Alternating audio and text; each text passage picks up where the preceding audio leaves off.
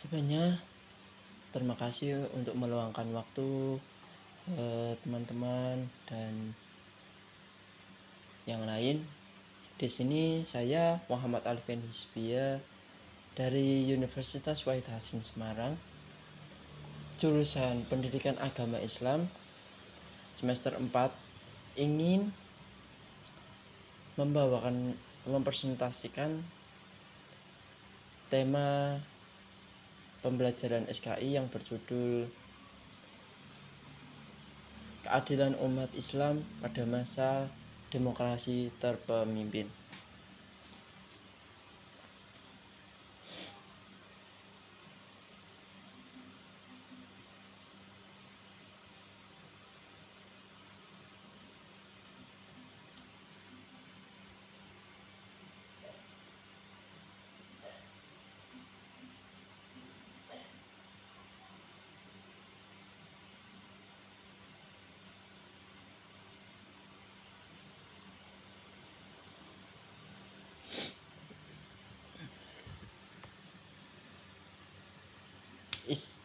Umat Islam di Indonesia pada masa demokrasi terpemimpin 1959 sampai 1966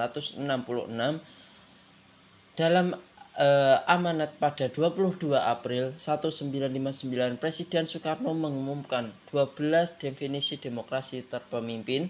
Satu di antaranya menyatakan demokrasi terpemimpin adalah demokrasi atau dalam UUD 1945 dikatakan demokrasi yang dipimpin oleh hikmat kebijaksanaan dalam permusyawaratan perwakilan. Yang ada di sila berapa teman-teman? Yaitu sila keempat. Dalam kesempatan lainnya, Presiden Soekarno menjelaskan demokrasi terpemimpin adalah demokrasi kekeluargaan tanpa anarkinya, liberalisme tanpa otoriter diktator.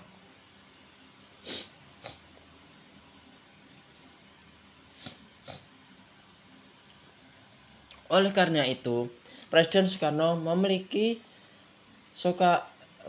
hak penuh dalam menentukan ideologi negara.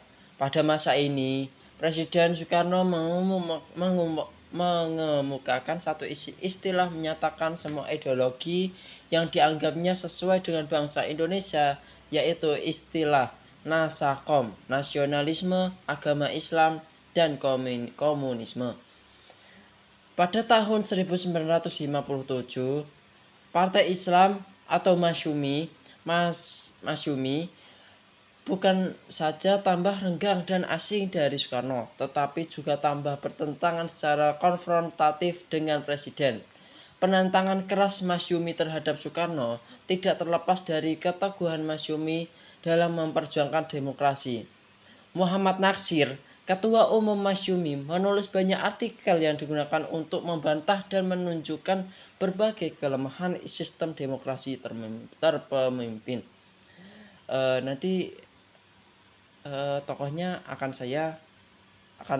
saya cantumkan di layar, ya. Jadi tenang saja, kalau kalian tidak tahu, nanti saya akan cantumkan di layar.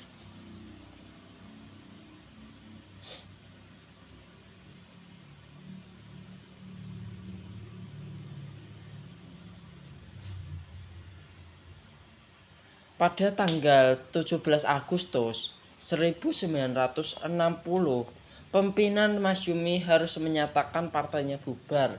Ya karena anggapnya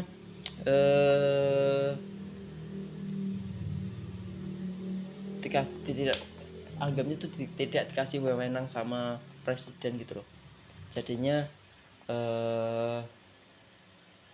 Partai Umat Islam itu langsung dibubarkan begitu saja. Pada tanggal 17 Agustus 1960. Kalau tidak, Partai Masyumi akan diumumkan sebagai partai terlarang. Kalau tidak partai terlarang loh. Wah, parah sih. Kurang dari sebulan kemudian, yaitu tanggal 13 September, pimpinan pusat Masyumi menyatakan partainya bubar. Wah, ngeri sih. Tidak sih. Dengan bubarnya Masyumi, NU menjadi parpol Islam terbesar, akan tetapi sebenarnya pengaruhnya dalam proses pengambilan kebijaksanaan nasional sangatlah kecil. Kalau tidak, dapat dikatakan tidak ada sama sekali selain NU. Terdapat partai Islam lainnya yaitu PSII, Partai Serikat Islam Indonesia. Nanti yang nggak tahu logonya saya cantumin di bawah.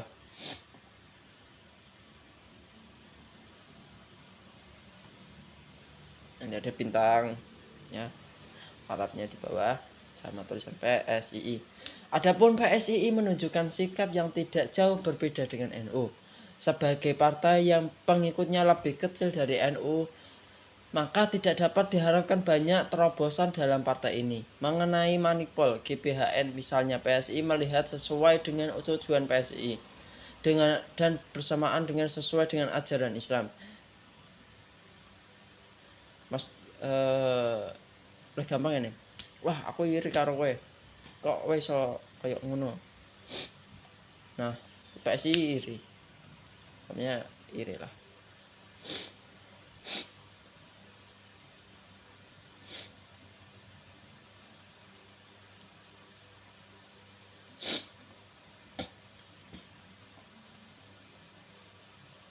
Pada tahun 1965 terjadi pemberontakan antara yang mengakibatkan runtuhnya rezim demokrasi terpemimpin Soekarno. PKI yang dituduh sebagai dalam pemberontakan itu berhasil ditumpas habis oleh ABRI dan umat Islam bersama kekuatan Takbir.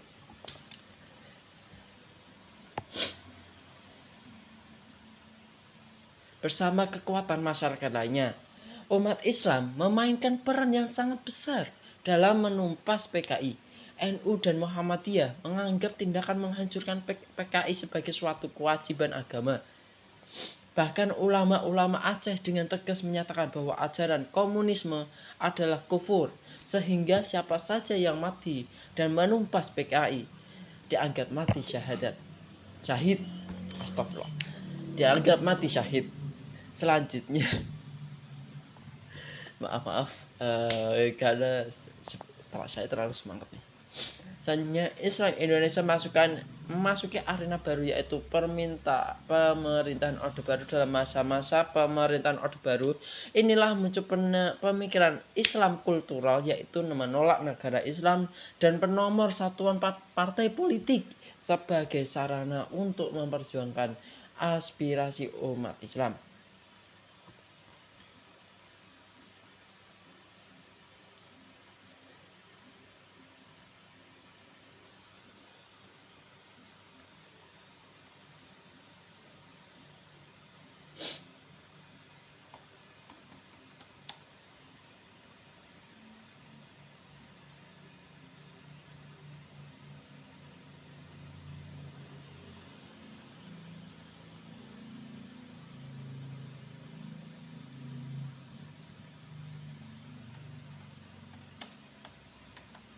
Sebentar ya, saya cari.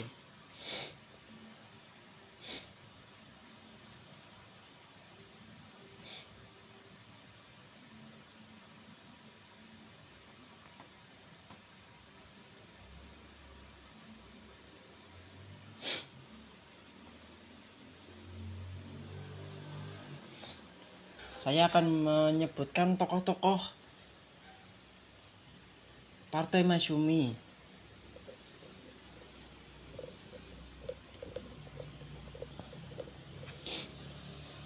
Tokoh yang pertama adalah Hasyim Asy'ari, salah satu pendiri Masyumi.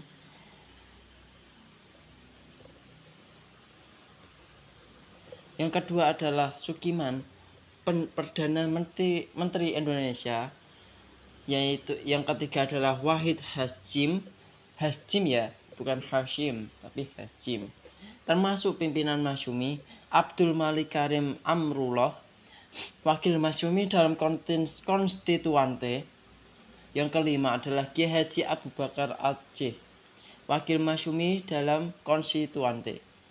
Yang keenam adalah Muhammad Natsir, yang tadi yang saya sebutkan. Muhammad Natsir, Menteri Penerangan. Yang ketujuh adalah Burhanuddin Harahap, Perdana Menteri Indonesia. Yang ke-8 adalah Syafruddin Prawinaragara, Menteri Kemakmuran. Yang ke-9 adalah Muhammad Rom, sebagai diplomat. Dan yang ke-10 Muhammad Isa Ansari sebagai ketua Partai Masyumi di parlemen. Yang ke-11 adalah Kasman Singodimedjo sebagai Daidan Peta. Dan yang terakhir nomor 12 Anwan Harjono sebagai juru bicara terakhir pertama Masyumi. Terdapat dua hal yang menjadi alasan bubarnya Partai Masyumi, yaitu Soekarno ingin merelasikan pemikiran dan obsesi terutama mengenai politik dan demokrasi dan revolusi. Dan yang kedua adalah konflik berkepanjangan antara Soekarno dan Masyumi. Soekarno sering mendapatkan kritikan dari anggota Masyumi, terutama dari Muhammad Natsir. Selain itu, Partai Masyumi sendiri juga kerap mengkritisi menentang gagasan serta kebijaksanaan Soekarno. Soekarno juga sendiri merasa khawatir jika Masyumi tetap dibiarkan ada, maka akan mengancam kekuasaannya dan menghambat berjalannya demokrasi terpemimpin. Usaha Soekarno untuk membubarkan Masyumi dilakukan dengan pendekatan, yaitu pendekatan politik,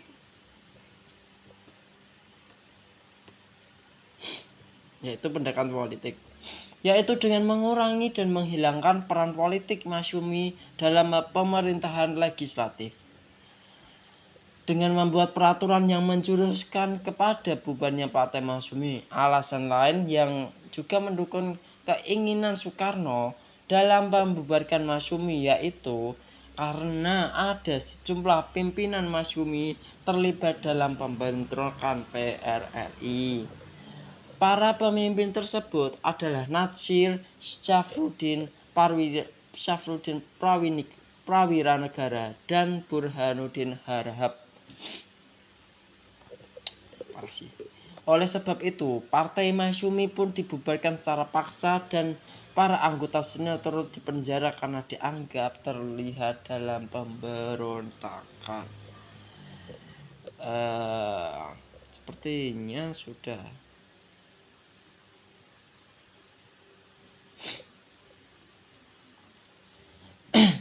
Selanjutnya, Partai Masyumi Reborn. Pada 7 November 2020, ketika Ketua Badan Penyelidik Usaha Persiapan Partai Islam Ideologis BPU-PPI, Khalil Ridwan mendeklarasikan berdirinya kembali Partai Masyumi.